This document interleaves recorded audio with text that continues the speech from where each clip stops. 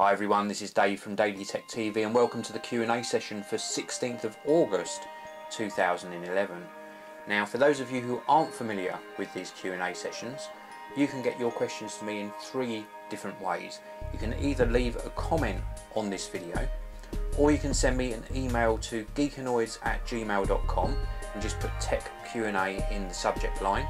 Or if you've got an iPod Touch, an iPhone or an iPad, you can download the free Geekanoids app, and there's a Tech Q&A section in the app and you can send me questions that way. Now, none of these are rehearsed, I just take them in the order they come and answer as many as I can. So let's start with the ones that were left as a comment in my last video. And the very first one is from S2000 Achias1. Now, I have already answered this in a comment, but I wanted to just cover this here. Dave, I added you as a friend on PSN and you ignored me for the second time. Why? Well, yes, I am on PSN because I've put videos out and everyone knows that I do videos on the PS3. I get a lot of requests a month, probably around about 400 plus requests a month, and there's just no way I can handle them all. If I do pick up on them, then I will add you if there's room to add you, but I just cannot handle that number of requests. So really sorry if you do get missed when you send me through a friend request. Next question, Sarhaj376. Hey Dave, do you follow cricket or not?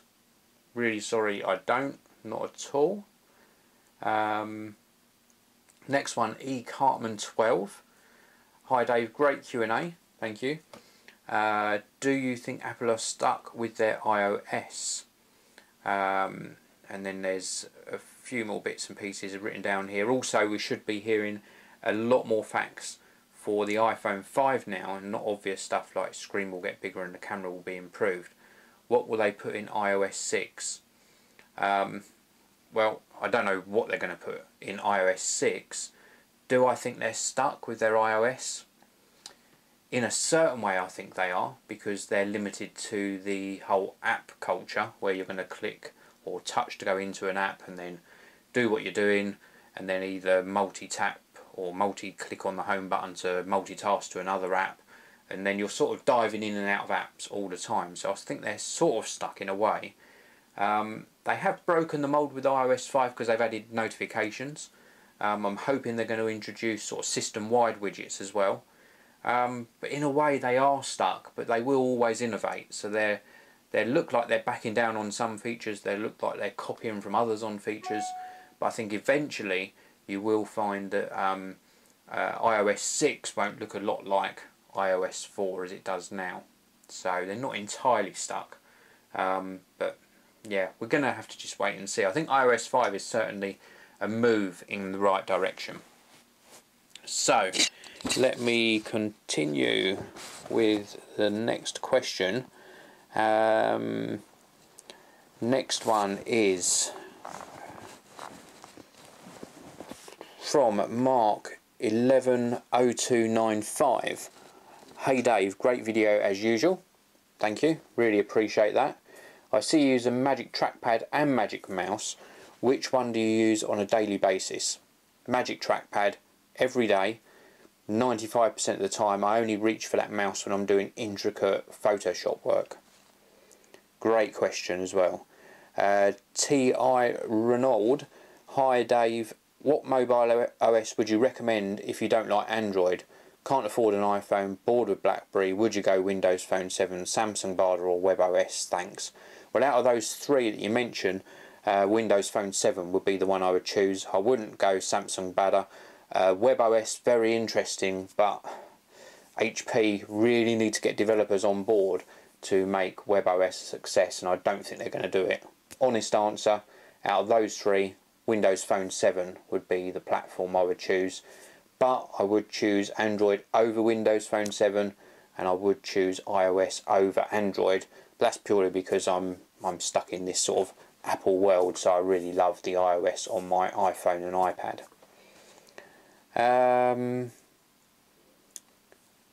Pixel97, what's the link to the newsletter, since I'd like to subscribe to it? I will try and reply to you personally. I do a tiny letter where I actually write a newsletter every month. It's $2.50, so about £1.80 a month to subscribe, and I just give you some insight into YouTube, sort of tips and tricks, and also an inside technology section as well. So next question, from the Forest Burn. Is it the Forest Burn? Yep, the Forest Burn. Hey Dave, I am planning on buying a new desktop computer soon. I was looking at LG W2486L monitor. Do you know if it's any good? I haven't used that one personally. If I swing round and look round here, I've got our Yamaha ProLite 2472 HD monitors, and I'm more than happy with those, so I would recommend you take a look at those Yamaha monitors if I were you. Next one is this one is from Adam the Madman. What is the best choice? Get an SSD from Apple which is already installed and has trim enabled, also cheaper but is slower, or get the Crucial SSD which is faster but doesn't have trim enabled, more expensive and I would have to install it. What's the best option? Well, I would go for either a Crucial SSD or one of these OCZ technology SSDs. I've been testing an OCZ one recently and they've got trim function in them, so get one of those, put it in, and away you go. Save some money over what Apple charge as well. The only thing I would probably opt for is if you're going for an iMac, then I'd go for the Apple installed one, because it's not that easy to install an extra drive in an iMac. Next question is from Sean Four Balls. Hey Dave, I'm thinking of getting a new monitor for my MacBook Pro. I've been using a 21.5 inch and I need a bigger screen. What do you think of the Dell 2711 or 2711 something? He's not sure of the exact model number. What do you think? And great videos, keep up the awesome work. Thank you. Dell 2711. Now there is a Dell 27-inch monitor, and I have seen it in person. I can't remember the model number either. Absolutely superb picture clarity on the Dell 27-inch monitor I saw. They are very expensive. If you do need 27 inches, then it's probably one of your only choices. There is a website called overclock.co.uk. They do loads of 27-inch monitors, so have a look on there. If you need 24-inch, then my Yamaha's I recommend 2472 HDs. But if you definitely want 27-inch, then just have a look around. But the Dell ones are very good indeed. Next one is right. This one I just want to cover this off. Really, it's not really a question. Arrow One Archers is talking about my headphone reviews. You say you think the Beats by Dre Solo HD are good, but I have the Fanny Wangs and I think they're a lot better. Well, that's always personal opinion. The Fanny Wangs were very, very close to the Solo HDs, but if you find them better, then that is fantastic. Everyone's ears are different and everyone looks for different things in headphones, so it's a very valid point you've made there. The Fanny Wangs are cheaper as well. Yes, they are. I saw you reviewed the Fanny Wangs, so I want to hear what you think. Well, hopefully I've covered that in my previous comments. And then you go on to say, I also think that the review of your Beats was unbiased because they let you keep the headphones. I think you mean biased in that statement, because otherwise it's sort of contradictory. But if you're saying that my review of the headphones were biased because I got to keep them, well, I knew I was going to get to keep them before I even reviewed them. That is the way the Monster Reviewer program works, and as long as you tell people that they've sent you them free of charge to review, then you're declaring sort of that fact right at the beginning of the video. And I would never ever report something was good if it wasn't. Never at all. Not. It's just, there is no point in me doing that. So I always give a fair review, a fair test of any product that I test. You'll see in the video that goes up later today on the Geekanoids channel, the AR drone. Now that's an expensive piece of kit, and yet it was very difficult to control in windy weather. Now if I was going to be biased, I would have sung its praises the whole way through. And that goes with any product I review. So please do keep in mind that some products I get to keep, some I know I'm going to get to keep before I even do the test and review, but my review process is always the same the whole way through. There's no point in me doing what I do otherwise. So great comments anyway. Just back to the Fanny Wangs, they are fantastic headphones. So yeah, great. And the Fanny Wangs as well, I didn't have to return either. So why did I therefore say that the Beats by Dre's were better? Not sure. Anyway, here we go. Next one is from the Robio Man. Love the intro, thank you. At Christmas, could you get the iPhone 4 for $21.50 on contract, or spend a little bit more and get an iPhone 5? Well, $21.50 at Christmas, if that is the price for an iPhone 4, is a brilliant price. Whether or not you want to buy an iPhone 5 and spend the extra, only you can decide. We'll have to see what features it comes with and if it really offers a massive improvement over the iPhone 4. But the iPhone 4 actually is very good, and I've got one. Everyone knows I've got an iPhone 4. It's going to take a lot of beating, so the iPhone 5 is going to have to be very special indeed. Next question is from Apple Tech Reviewer. Dave, is it a basement you work in? No, it's not. Do you have Wi-Fi signal issues because of it? Well, no, because it's not a basement, it's not a relevant question to me. But if you're having problems with Wi-Fi signal because you are in a basement, then why not get just an additional airport base station or airport extreme, or a repeater, so that you've got another access point downstairs, and then hardwire that into your router, and then that should solve the problem. That's definitely the way I would go if you are having Wi-Fi signal issues. Next one, the Zen 213. Where did you sell your MacBook Pro? I sold it locally to a member of family, so it stayed in the family. What's your favourite iPad 2 case cover apart from the Apple Smart Cover? And that comes from Flight Simulator Expert. It is the In-Gear Products Smart Folio. Still use it now. Really nice design. Review of it on my channel, and yeah, I've just stuck with that one. Very good quality. Next one is from Skelly, or SK3Ellie. Dave, where's your favourite place to shop for clothing? By the way, you can call me Luke. Hi, Luke. Well, I'm not that into clothes really. I do like my super dry t-shirts, and I mainly wear Levi's, either Debenhams, or I shop in Colt, which sells super dry stuff as well. So those two places probably. Next one is, oh, Pure Creative Designs asks, what's the computer chair I'm using? That's this one here. This one is a Herman Miller chair. I can't remember the exact model, but if you search out Herman Miller, I think it's a Senna chair, something like that. Very, very good chairs and extremely comfortable, and you can control all the contours in the back of the chair as well and adjust them to suit your needs, and the arms move in and out.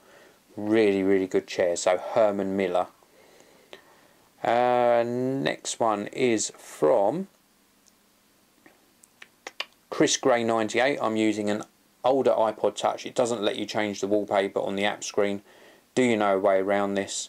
It is because you're using an older generation one. I think the only way around it is to jailbreak. Correct me if I'm wrong, but that's the only thing I can think of you can do with that.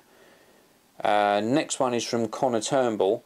Do you have any idea why the 2 GHz Quad i7 Mini has a higher Geekbench than 3.1 GHz Quad i5 iMac?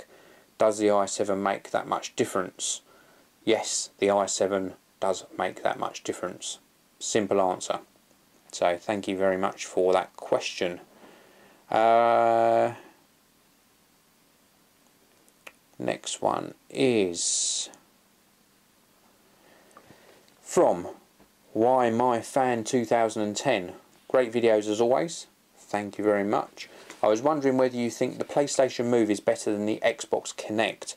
I was looking on a gaming website yesterday and was surprised that you have to spend an extra £40 on the Move starter kit, £28 on the Move controller and £20 on the Move navigation controller. Do you think this is a lot of money to spend on a console just so more than one person can play on it when you do not need any controllers for the Kinect? Well, they're two very, very different systems. PlayStation Move, I found, is more accurate at tracking. So you're using that Move controller with the ball thing on top, and it does very accurate tracking on where you're holding it. The Kinect, yes, you don't need those extra controllers, so everyone can just use that Kinect sensor that's above the television, but it isn't as accurate. It does track very well, so it tracks where your hands are going and your feet, but you can just wave your hands about in sort of random motions and still get the same sort of effect that you would get with a Nintendo Wii. But for accuracy, the Sony PlayStation Move is probably better. Game titles are a different matter again. I do like PlayStation Move, but I do think that the Kinect is being developed more. So I think in the long term, probably the Kinect would be a better choice. But if you haven't got an Xbox 360, you've only got a PlayStation 3, then Move is your only option. Next one is from Ryder2910. Great Q&A as always. I saw you have 2 episodes of the Q&A in iTunes. My idea is to put everything there, Q&As, reviews, etc., because many people subscribe to podcasts on iTunes. What happened that stopped you uploading the Q&As? Yes, you are correct. I did do 2 Q&As as audio only and uploaded them to iTunes. What stopped me? I'm just so super busy that it took me time to convert it to an audio format and then upload it. I would never put the reviews there. The reviews will remain on YouTube, and that is purely because it is the way I earn revenue.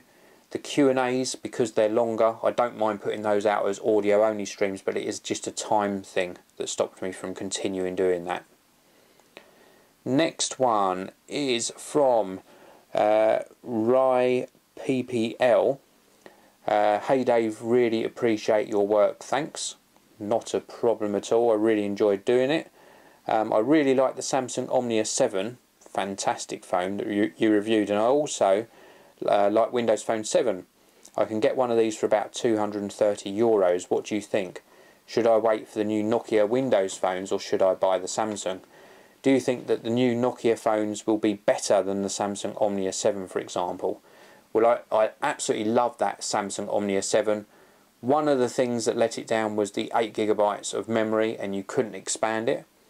But it is still a fantastic phone and you can get it for that really good price, as you say.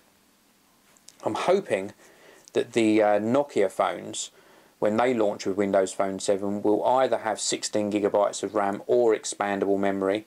So I would probably wait. They're pretty close to being launched, so I'd probably just wait, see what they launch and then make that decision then. Next one is from XX Hardcore XX Gamer XX. iPhone 5 thoughts. September for the US, October for the UK. Dual core, slightly larger screen, better camera, faster. The screen might have a slight curvature to it on the front edge. Different home button, probably a square home button I'm guessing, that is more sensitive to those double clicks. That's all I know at the moment. Next one is from Farmers Society. Awesome Q&A as always, thank you. You've really helped me choose some tech, some of the tech that I've bought. Do you get paid by companies to unbox your products, and would you recommend the Kodak PlaySport ZX5 or other pocket camcorder under £200? Right, first of all, do I get paid by companies to unbox? No, I don't. I never accept payments to unboxings or reviews. All of my revenue comes from the small little adverts that appear in the YouTube videos. Would you recommend the Kodak PlaySport ZX5 for under or another one for under £200? Right, if you're under that £200 limit, Kodak PlaySport ZX5, I've got one here. Here's the ZX5. I would recommend this. It is a fantastic camera, for under that £200 price. If you can go slightly above the £200 price, I've got the full review of this coming soon. This is the Olympus LS20M. It's a linear PCM recorder with a movie capability as well. It's got some really great audio built into it. So I would recommend that if you can go slightly above the £200 mark. Okay, we've almost finished the questions that were left on the video. We'll take 2 more, and then I'm going to move on to the other questions I've received. First one is from CaffleMax920314. Do you use an antivirus program for Mac OS X? No, I don't. Next one is from I Am Tech Geek. How can you bear uploading a 22-minute video in 720p?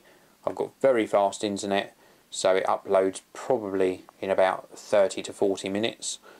And that is all of the questions I'm going to take on the previous video. And I'm going to move over to the questions that I received via either email or my Geekanoids application.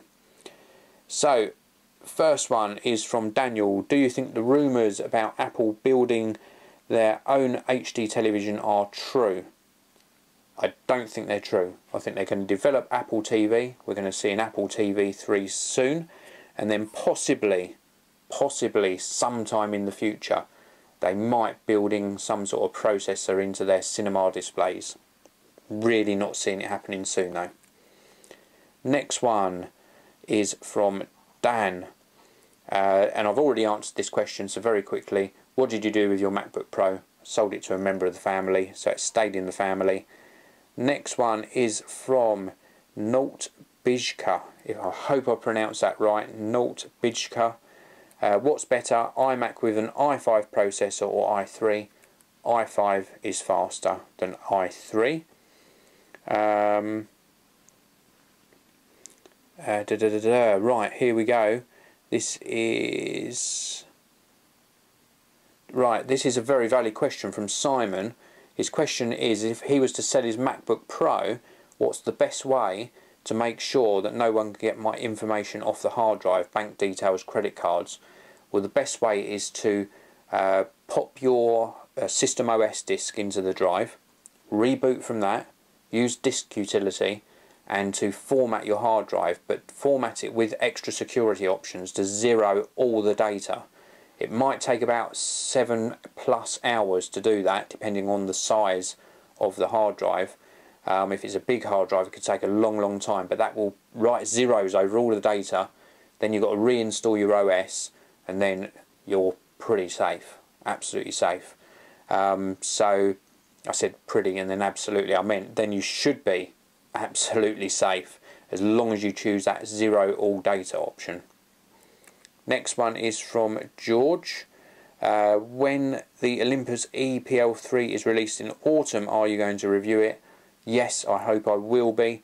No news yet on when I'll be getting my review model, but I hope that I will review that.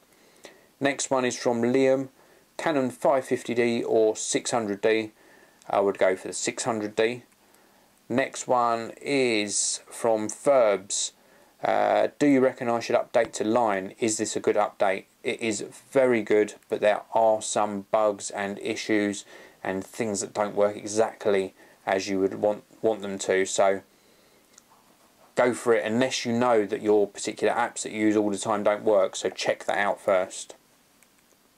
Next one is from Skilby73. Where do you think Apple can go next? iPod, iPhone and iPad are all revolutionary products. What's the future? I think they're going to be, the next product that is really going to take the Apple world by storm is going to be this ultra thin 15-inch MacBook Pro. I think that is going to be the next one, with no optical drive as well. Next one is from Daniel. I bought a MacBook Pro a few weeks ago, and now I'm thinking about buying a Magic Mouse. However, would you recommend to buy one, and do you think Apple is going to introduce a new one in the next keynote? I know a lot of people are disappointed with the battery life. Well, I've never had a problem with battery life on my Magic Mouse. So I would go ahead and buy one. I don't think, personally, it's only a guess, but I don't think they're going to introduce a new one anytime soon. I think they're going to develop their trackpad products more than the mouse. Next one is from John. I like your videos, they're really cool. Thank you. What I want to ask is if someone has a Netflix account, will he be able to use it outside the US? As far as I know, you cannot. I'm pretty sure it will track it via IP address. So unless you go in via a proxy server, I don't think you're going to be able to use that. Please correct me in the comments if I am wrong about that. Next one is from Harriet. I was just wondering, would you still recommend an Olympus EPL1 as the EPL2 is a bit out of my budget? The main difference between those two is the EPL2 is slightly faster in the processing and focusing, and it also has a different lens with it, which is quieter when you're recording video. Apart from that, the Olympus EPL1 is still a fantastic camera. The next question is from Mark. What is your favourite Apple product and why? It's the Apple iPhone, because with that particular product I could still make videos, I could still edit them, I could still upload them, I could still do my emails and my browsing all with one product. So if I had to choose just one and get rid of all the rest, I could still just about do what I do now with an iPhone 4. Next one is from Garrett.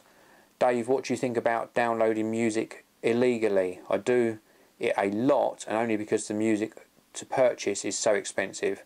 Who wants to pay $1.29 for a song in iTunes? Well, Garrett, I don't agree with downloading music illegally at all. I think a lot of work goes, and this applies to applications on the Mac desktop and laptops, apps on the iPhone and iPod Touch, software in general, and music. A lot of work goes into developing them. This is people's jobs, so I think they need support by people buying the applications and the music. If everyone copied, there would be no money to be made in these particular things, and developers would stop developing.